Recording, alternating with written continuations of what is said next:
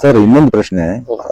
ನಮ್ಮ ಮೈಸೂರು ಮಹಾರಾಜರಾಗ್ಲಿ ಮತ್ತೆ ಹಲವಾರು ಸೌತ್ ಇಂಡಿಯನ್ ಕಿಂಗ್ಸ್ಗಳು ಇವ್ರಿಗೆಲ್ಲ ಒಬ್ರು ಪರ್ಸನಲ್ ಟ್ರೈನರ್ ಆಗಿರ್ಬೋದು, ಅಥವಾ ಇವರಿಗೆ ರಾಜ್ಯನ ಕಾಪಾಡ್ಕೋಬೇಕು ಅಂದ್ರೆ ಅವ್ರದೇ ಆದ ಒಂದು ರೀತಿ ನೀತಿಗಳು ಇರ್ತಿದ್ವಲ್ವಾ ಈ ಸಮರ ಕಲೆಯಲ್ಲಿ? ಅದ್ರ ಬಗ್ಗೆ ಏನಾದ್ರು ಒಂದ್ ಸ್ವಲ್ಪ ನೋಡಿ. ಅರಸ ಮನೆಗಳಲ್ಲಿ ಅವ್ರದೇ ಆದಂತ ಒಂದು ಸ್ಪೆಷಲ್ ಪಡೆ ಇರ್ತಿತ್ತು. ಅಂದ್ರೆ ಅವ್ರಿಗೆ ಸೀಮಿತವಾಗ ಇರುವಂತ ಒಂದು ಪಡೆಗಳು ಇರ್ತಿತ್ತು. ಪಡೆ ಅಂದ್ರೆ ಸೈನ್ಯ ಅಂತ. ಸೈನ್ಯ. ಈ ಸೈನ್ಯ ಅಂದ್ರೆ ದೊಡ್ಡ ಸೈನ್ಯ. ಅವರು ಬೆಂಗಾವಲು ಪಡೆ ಅಂತ ಹೇಳ್ಬೋದು ನಾವು. ಅಂದ್ರೆ ಅವ್ರಿಗೆ ಸೀಮಿತವಾದಂತ ಒಬ್ರು ಇರ್ತಿದ್ರು. ಆದ್ರೆ ಇಲ್ಲಿ ನಾವು ಒಂದು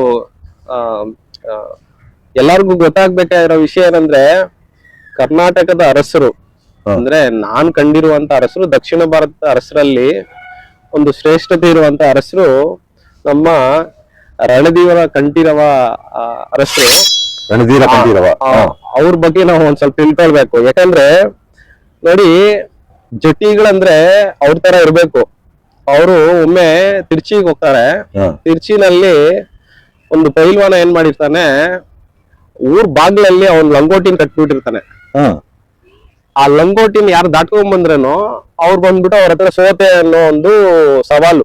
ಆತರ ಸವಾಲು ಅಂದ್ರೆ ಆ ಲಂಗೋಟಿ ಕೆಳಗಡೆ ಹೋದವರು ಅವನ ಜೊತೆಗೆ ಏನು ಮಾಡ್ಬೇಕಾಗಿರೋ ಕುಸ್ತಿ ಮಾಡ್ಬೇಕಾಗಿರೋ ಅವಶ್ಯಕತೆ ಇಲ್ಲ, ಸೋಲು ನೊಪ್ಕೊಂಡು ಹೋಗ್ತಿದ್ದಾರೆ ಅಂತ ಅರ್ಥ. ಅಂದ್ರೆ ಅಷ್ಟು ಅಹಂಕಾರದಿಂದ ಅಹಂಕಾರ ಅನ್ನೋಕ್ಕಿಂತ ಆ ಕಾಲದಲ್ಲಿ ಈ ವಿಷಯಗಳಲ್ಲೂ ಒಂದ್ ಸ್ವಲ್ಪ ಓಪನ್ ಚಾಲೆಂಜ್ ಕೂಡ ಜಾಸ್ತಿ ಇರ್ತಿತ್ತು.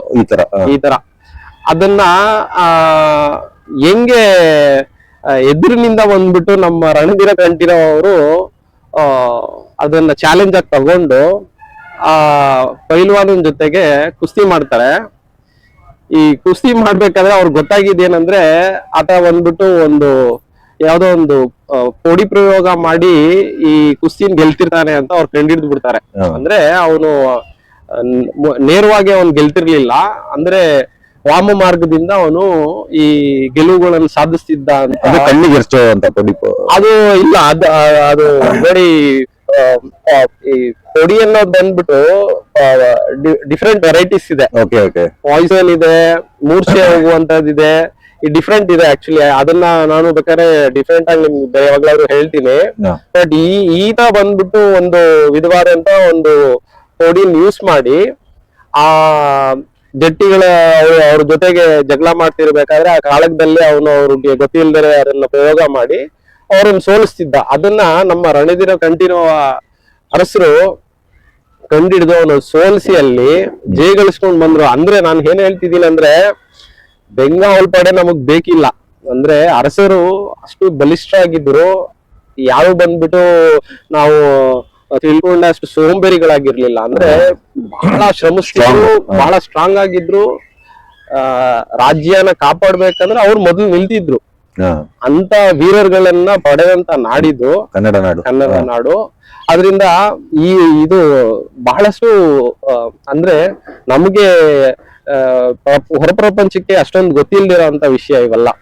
ಅದೇ ತರ ನೀವು ಬೋಧಿ ಧರ್ಮ ಸರ್, ಇದು ರಣಧೀರ ಕಂಠೀರವ ಹೇಗೆ ಸೋಲ್ಸಿದ್ರು ಸರ್ ಅವ್ರನ್ನ? ಹೆಂಗೆ ಈ ಕುಸ್ತಿ ಕಾಳಗ ಅನ್ನೋದು ನಾರ್ಮಲ್ ಆಗಿ ನಡೆಯೋದೆ. ಅಂದ್ರೆ ಒಂದು ಮುಷ್ಟಿಲೇ ಹೊಡೆದ ಹಿಂಗೆ ಇಲ್ಲ, ಇದು ಹೊಡೆಯೋ ಅಂತ ವಿಷಯ ಅಲ್ಲ. ಇದು ಘಾಟ ಕುಸ್ತಿ ಅಲ್ಲ, ಇದು ಕುಸ್ತಿ. ಇದು ಅಂದ್ರೆ ಸರೆಂಡರ್ ಆಗ್ಬೇಕು ಅವ್ರು. ಅಂದ್ರೆ ಬೆನ್ ಕೊಟ್ರೆ ಅವರು ಸೋತೋಗ್ತಾರೆ.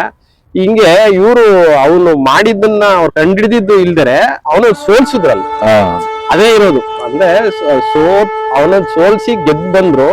ಅದೊಂದು ದೊಡ್ಡ ವಿಷಯ ಆಕ್ಚುಲಿ. ಇವೆಲ್ಲ ಬಂದ್ಬಿಟ್ಟು ಏನಕ್ಕೆ ಹೇಳ್ತಿದ್ದೀನಿ ಅಂದ್ರೆ, ಅರಸರು ಬಂದ್ಬಿಟ್ಟು ನಾವು ತಿಳ್ಕೊಂಡಿರೋ ಹಂಗೆ ಅವ್ರ ಬೆಂಗಾವಲ್ ಪಡೆ ಇರ್ಬೇಕು, ಅವ್ರನ್ನ ಕಾಪಾಡ್ಕೊಳಕ್ ಆಗ್ದಿರೋಂತ ಅವ್ರಲ್ಲ. ಅಂದ್ರೆ ಅವ್ರಿಗೂ ಶಕ್ತಿ ಇರುತ್ತೆ. ಅದಕ್ ಮೀರಿ ಏನಾದ್ರೂ ಅವ್ರಿಗೆ ಜೀವಕ್ಕೆ ಏನಾದ್ರೂ ಅಪಾಯ ಬಂದವಾಗ ಅವ್ರಿಗೆ ಅಂತ ಪಡೆಗಳಿರುತ್ತೆ.